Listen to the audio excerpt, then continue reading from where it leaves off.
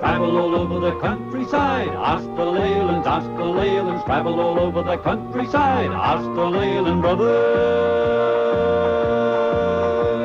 Whatever it is that you want to see, ask the Leylands, ask the Leylands. No matter whatever that happens to be, ask the Leyland brothers.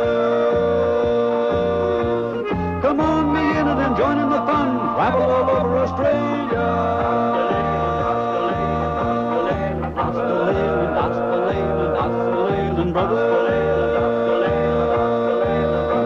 This week we travelled to Western New South Wales, to Broken Hill, to have a look at an unusual man, a well-known artist, Pro Hart. He lives in the bush, and the bush is what he paints. And as you know, this program is made out of your requests, and it seems that quite a lot of you would like to see Ayers Rock. We're going to show the significance of Ayers Rock to the Aborigines, and the wildlife that lives around the rock, and why is it that so many people go all the way out there just to climb the rock.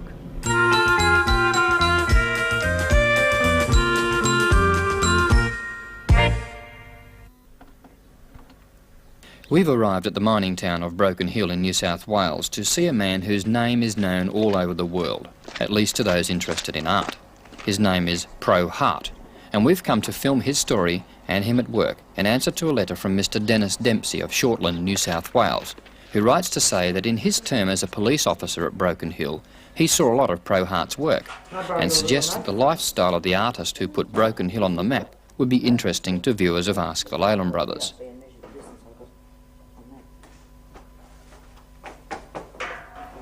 We find Pro busy hanging his private collection of over $500,000 worth of paintings in preparation for his new gallery opening. Where did you get the name Pro from? It goes back to dim dark ages, actually. Like in my early life, I used to fiddle around with explosives, design machine guns, and at school I was sort of called Professor, and then it sort of came from there to Pro. You know, they'd say, "How you going, Prof?" You know. And then after a while, people would forget about that, and they'd say Pro was a bit shorter than Prof, and they'd say, "How you going, Pro?" And that's how it stuck. I can't remember really. And you've carried it on to your paintings and that? Well, originally, before I ever started selling paintings, I used to sign them Pro because it's better than signing Kevin. It's easier. And how old were you when you started to paint? 7 was the age we started school. And that's when I started to paint, because I learnt from correspondence school, was where to station, and when I was asked to do a composition or something in the school work, it's a long while ago to remember, but I used to find it easier to illustrate on the side of the page rather than write, and the school teachers used to write back and say that they thought this was a good idea and they used to encourage it, and I think I had my first painting hanging in a gallery when I was 8. I noticed you paint a lot of Outback scenes, do you like this type?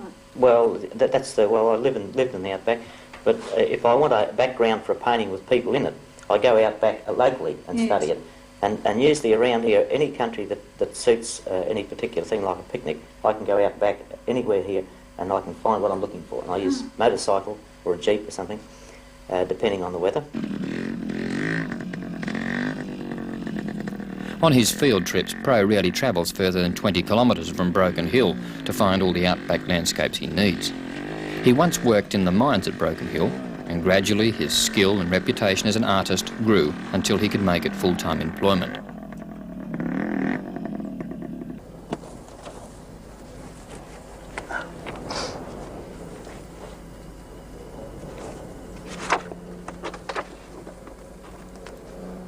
His paintings command large sums these days, but when talking to Pro, he reveals that for all his success, he doesn't have such a lot of money. He lives and breathes nothing but art, and has therefore sunk most of his money into paintings by other artists. His private collection has built up over the years, and now will be on public display at his new gallery attached to his house. Names like Drysdale and Nolan are commonplace on the walls of Pro's galleries, of course along with many of his own works. He loves to play the organ, and is one of the best in the country. This particular organ was originally installed in the Opera House in Sydney and was used for the opening.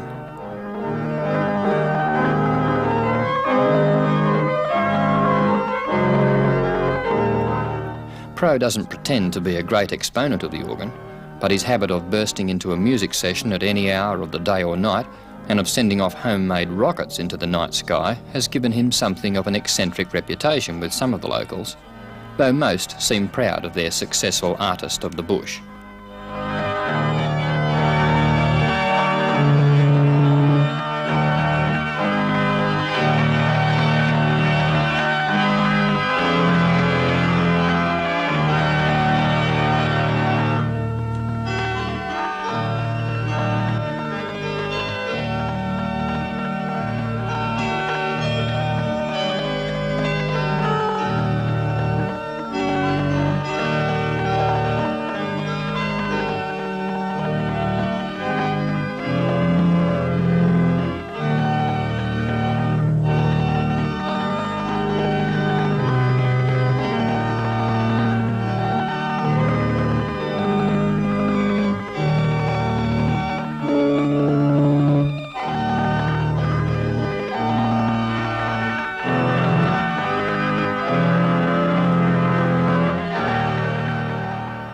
Pro is a strongly religious man and frequently plays hymns on the organ for his family. But on special nights, like tonight when the gallery is to be officially open to the public, Pro is the least conspicuous person at the huge gathering.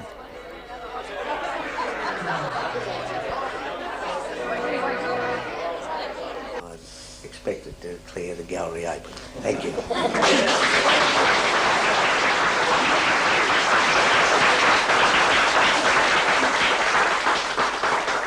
Thank you very much, and now.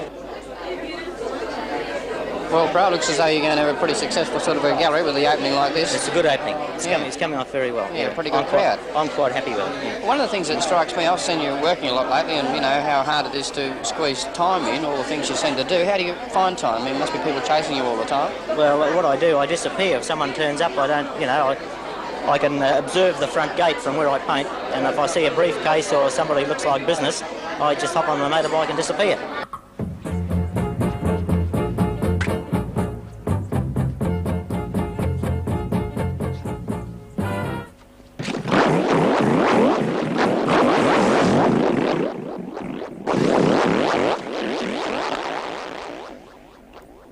Pro's highly tuned electric start motorcycle is an imported Italian racing machine and serves him well as an escape vehicle to reach one of his several other studios scattered throughout Broken Hill. In these quiet spots, unobserved and isolated, he can work at the thing he loves most, painting. During the course of our filming, he tells me that he believes all his art is coming directly from God. He says it's just something inside which he must get out, and he can now put it down on canvas much faster than ever before. Most of his paintings are typical outback situations, like this one of yabby fishermen around an inland billabong.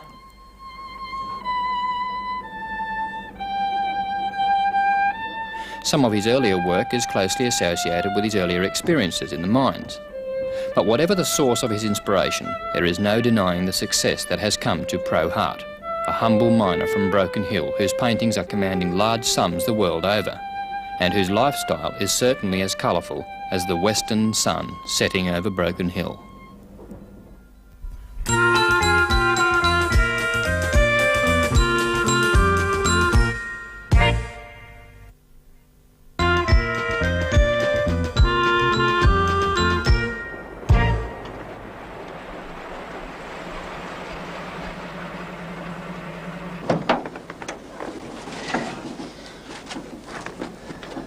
Of all the thousands of letters we received, we have an overwhelming number asking for one particular subject. Here, we've got over 200 letters asking to see Ayers Rock.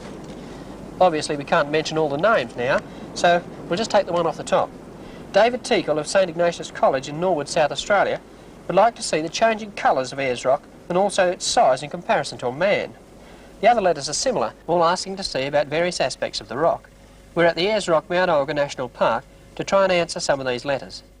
Ayers Rock was placed under the administration of the Northern Territory Reserves Board in 1958. The first road to the rock was graded 10 years earlier. Until then, a camel was needed to make the long journey to this remarkable feature. A breathtaking sight, whether it be your first or 100th visit. In 1872, explorer Ernest Giles was the first white man to see Ayers Rock, but he didn't actually reach the rock. It wasn't until 1873 that W.C. Goss, on an expedition for the South Australian government, reached this spot here and reputedly blazed this bloodwood tree. He named the rock Ayers Rock after Sir Henry Ayers, the then Premier of South Australia. Long before the white men came and named Ayers Rock, the first Australians, the Aborigines, were here. The rock was theirs. It played an important role in their lives. For those people who'd like to know the significance of Ayers Rock to the Aborigines, we've asked Derek Roth, the Senior Ranger. Well, Ayers Rock, Michael, is very, very significant to the Aborigines, and it's continuing significance. As you can see here, we've got an area of particular high significance to the Aboriginals, people of the Yankunytjatjara tribe and the Pitjantjatjara tribe, and this area here is of particular significance to the old men. It's part of the ritual, the continuing ritual of their life as their involvement with the religious form of their life grows. And here we've got an area that, at the request of the Aboriginal people, we have closed off so that no uninitiated person may enter, and of course this naturally means all the tourists that come here. And it's been very, very well accepted indeed by the tourists that does come. We're very delighted actually with the reaction of the visiting public. And the rock itself, what significance has that got to the Aborigines? Every portion of the rock has got a significance. It's true to say that every crack, every cave, every watermark on the rock has got a significance, and they all come back to the activities of the Dreamtime creators. Around the rock you've got all these ancestors that created the different portions of the rock, and the main character of the whole is the hare wallaby, who created the ritual of the rock. Now, around and about the place we have the Earth Mother, of course, who is the creative being of all the world, naturally enough, and of everything in it. And the story is basically that the Aborigines of this area believe that when the Earth was created, it was created flat and featureless.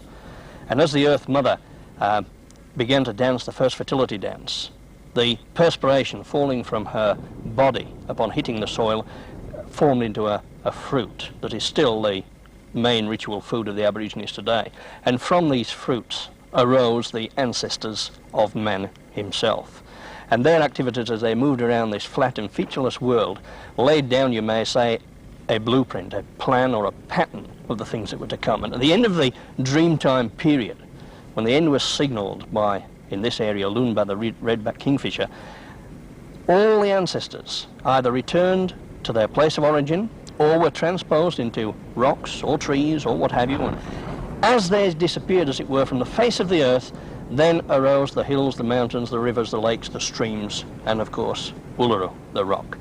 All absolutely indisputable evidence to the Aborigines of the truth of the Dreamtime stories. For those interested in the Aboriginal mythology, a park ranger conducts a guided tour for visitors each morning. Morning everyone, my name's Ian.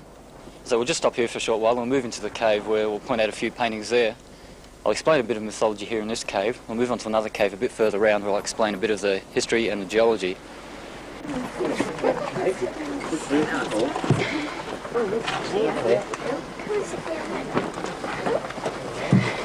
And as you can see here, there's paintings on top of paintings in here. And it's pretty hard to pick out any main one.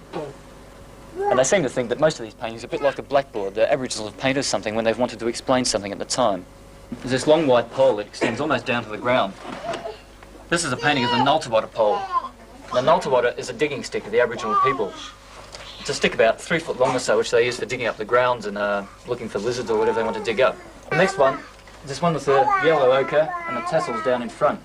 For what we've been told, this is what women wear when they're pregnant. It's a support for the pregnancy of women. And these tassels down here are made out of human hair and animal fur, which they spin together to make a very strong rope, which they use for lots of different reasons, either tassels like this, or as a rope itself, or as a headband, which the initiated men wear.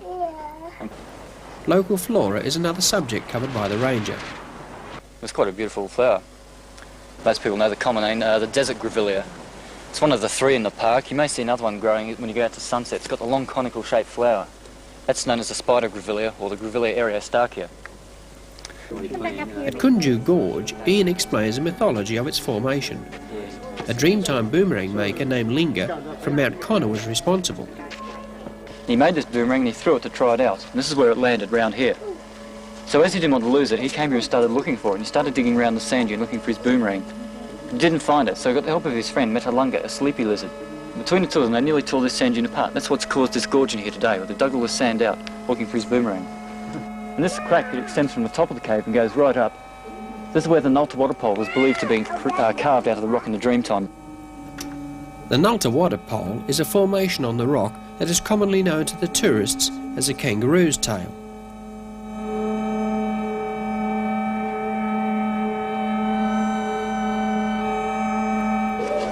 The group moves around the base of the rock as the ranger explains some of the uses of the caves. Up in that crevice, they kept the quite sacred and secret called pitcher boards and chiringa stones, which are boards and stones that are highly polished, and they have certain designs inscribed on them that they tell the whole mythology of the Mala totem. And they were kept up there until about the early 30s or so.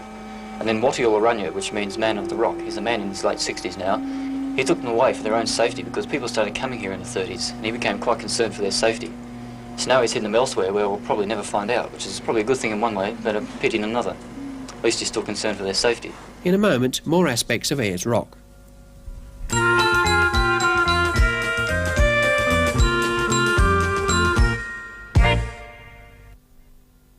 A lot of people ask to see the changing colours of Ayers Rock. Well, as you can see, it depends entirely on the weather, and even in a black mood like this, it's very spectacular.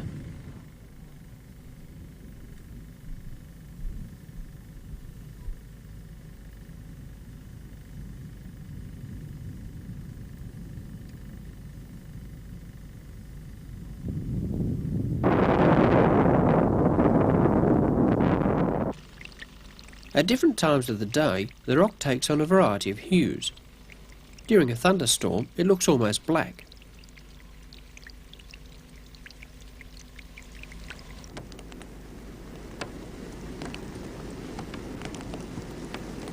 The most dramatic colour changes are at sunset and sunrise.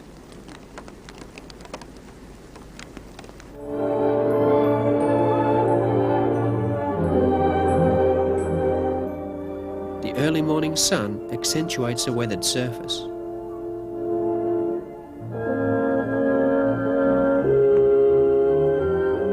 Ayers Rock is not what it appears, an unattached rock sitting on the desert floor. It is in fact the peak of a large rock mass, the bulk of which is covered by the surrounding desert sands.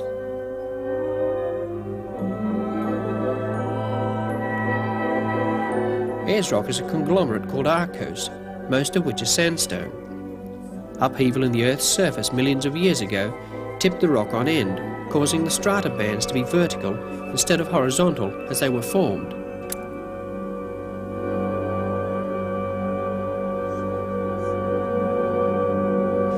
The park has quite a variety of wildlife, but not much of it's seen during the heat of the day because kangaroos and emus are in the shade of the trees. The other wildlife, such as small marsupial mice and lizards, are often living underground. And if they're not underground, they're very well camouflaged, such as this little mountain devil on the log here.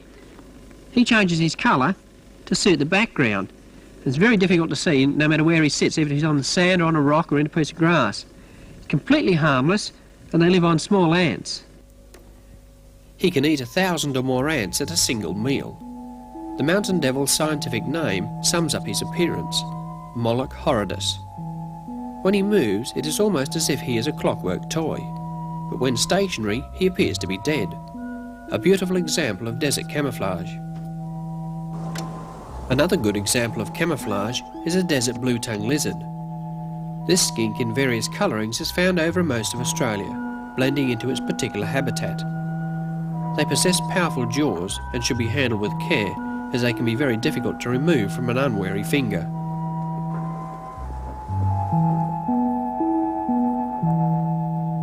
Equally well camouflaged, but more obvious because of their size, the dingoes around the rock are often sighted. They're not shot at in the park, and therefore they often come quite close to habitation, looking for leftovers from the motel kitchens. The dingo is believed to have been introduced to Australia about 5,000 years ago by the Aborigines. This female dingo comes in for a feed after breakfast nearly every day.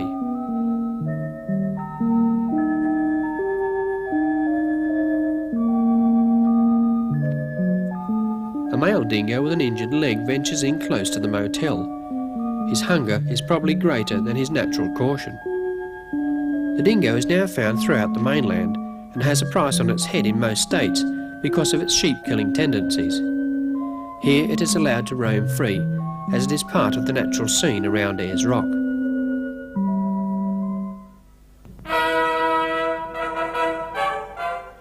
How big is Ayers Rock compared to a man? Asked David Teakle. This will give you some idea. The summit rises 300 metres above the surrounding desert, and it is about 8 kilometres around its base. The summit can be reached by climbing the rock at the western extremity. In the past 14 years, 4 people have died climbing Ayers Rock. And to find out just why people do climb Ayers Rock, we're going to go up onto the rock here and ask them as they're climbing up and climbing down. It has been estimated that 30,000 people made the climb to the top of Ayers Rock last year. People of all ages attempt the climb, from young children up to the oldest recorded climber, a 90-year-old man. Stay by the chain. Just say, excuse me, go through. What's making you climb the rock? I don't know. Because I want to. Just to see if I can do it. Just to see if you can do it. We didn't think I'd do Kings Canyon. I reckon that was a trial run, so I'm starting on this one. Good luck. Had to beat the challenge. I'll just have a look round. I don't know, just the challenge of doing it and making it. That's all. I don't know. Why? I really can't say. Everybody else does it. When coming along the road after that first, or rather the last stretch of dirt, you know, I thought, well, is it worth it? But when you get up there, it's worth it. Really worth it. I just had to. Everyone else did, I had to. It's the thing to do, I guess. No, I wanted to come up and have a look at it. I've never seen a desert before, so I figured this was a good place to have a look at one from. With 70,000 visitors a year, it is up to us all to preserve this unique area. Uluru, the rock, has remained unchanged since the Dreamtime, under its original protectors, the Aborigines. Every Aborigine owes allegiance to one or other of the Dreamtime ancestors, and it's incumbent upon the Aborigines to attend at the rituals and carry out their part in the performance of the rituals so as to ensure that the ancestor of their ritual is happy, contented and continues to exist as of use for the human being. In other words, this is pure conservation, pure ecology, the interrelationship of plant, animal and the human being.